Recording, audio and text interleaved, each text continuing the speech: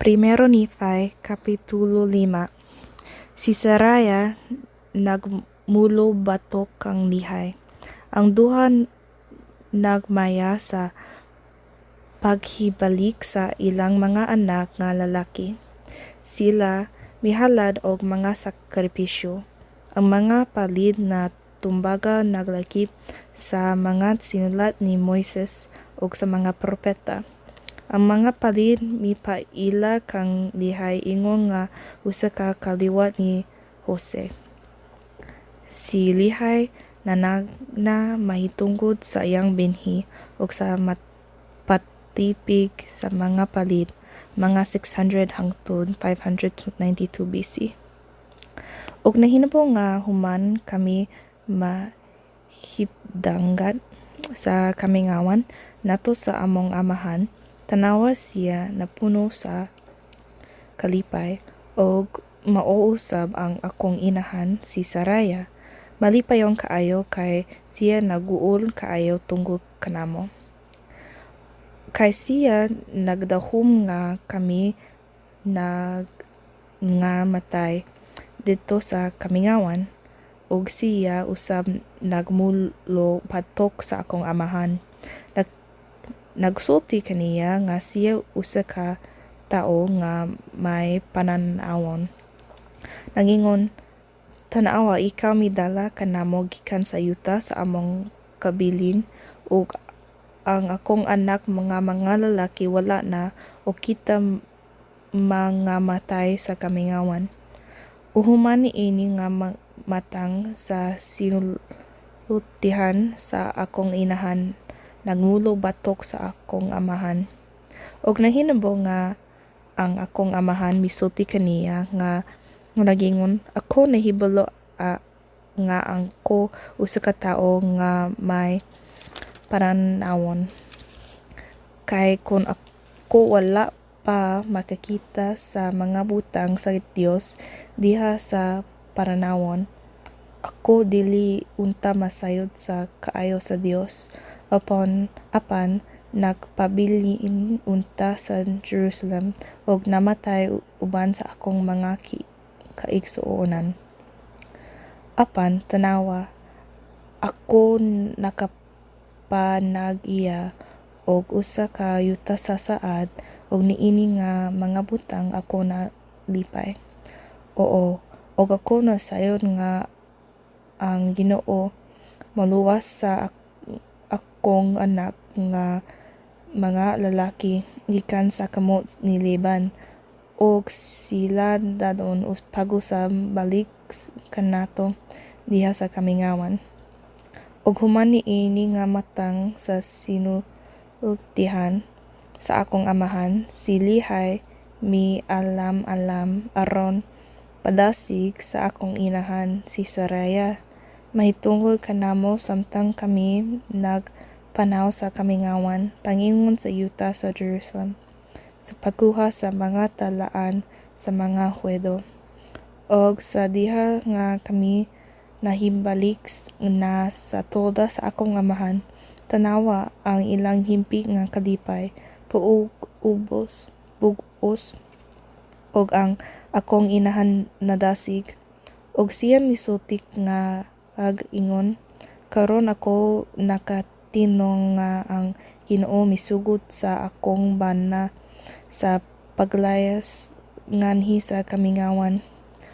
Oo, og ako nakatino usab nga ang Ginoo mipanalipod sa akong anak nga mga lalaki og miluwas kanila gikan sa mga kamot ni Laban og mihatag kanila sa gahom diin sila makatuman sa butang nga gisugo sa Ginoo kanila. Og ingon niini ang matang sa pinulongan na siya misulti. Og nahinabo nga sila nalipay sa hilabihan og naghalad og sakripisyo og mga halad nga sinugon nato sa Ginoo og sila mahatag og mga pasalamat nato sa Dios sa Israel. Og human sila makapasalamat sa Dios sa Israel, Ang akong amahan si Lihay mikuha sa mga talaan nga nahisulat sa mga palid nga tumbaga. Og siya misusi niini gikan sa sinugdaanan. Og siya nakita nga sila naglakip sa 5 ka mga basohon ni Moises nga naghatag sa usa ka asoy sa paglalang sa kalabutan og ingon man kang Adan og Eva. Kinsa mao ang atong unang mga ginikanan. Og usab usa ka talaan sa mga Hwelo gikan sa sinugdanan hangtod nato sa pagsugod sa paghari ni Zedekias hari sa Juda. Ug usab ang mga panagna sa balaan ni mga propeta gikan sa sinugdanan hangtod sa pagsugod sa paghari ni Zedekias. Ug usab daghan nga mga panagna nga gipamulong sa baba ni Jeremias. Og nahinabo nga ang akong amahan si Lihay nagkakalag usab sa mga palid ni tumbaga sa kasaysayan sa kaigkanan sa iyang mga amahan. Busa siya nahibalo nga siya usa ka kaliwat ni Jose. Oo, kani si Jose kinsa anak nga lalaki ni Jacob nga gipaligya nato sa Egypto o kinsa gitipikan sa kamot sa Ginoo aron siya makapanalipod sa iyang amahan. Si Jacob ug sa tanan niya nga panimalay nga dili mamatay sa gutom ug sila usab gipalingkawas gikan sa pagkabihag ug ipagawas sa yuta sa Ehipto. Sa mao gihapon nga Dios kinsa nanalipod kanila. Ug sa ingon niini ang akong amahan si Lihay nakakalapag sa kasasayan sa kagikanan sa iyang mga amahan. Og si Laban usab mao ang usa ka kaliwat ni Jose. Busa siya og ang iyang mga amahan nakatipig sa mga talaan. Ug karon sa diha nga ang akong amahan nakakita sa tanan niini nga mga butang, siya napuno sa espiritu o musugod sa pagpanagna mahitungod sa iyang binhi. Nga kining mga palid nga tumbaga muntagan nato sa tanan nga mga kanasuran, mga kaliwatan, mga pinulongan ug mga katawhan kinsa gikan sa iyang binhi.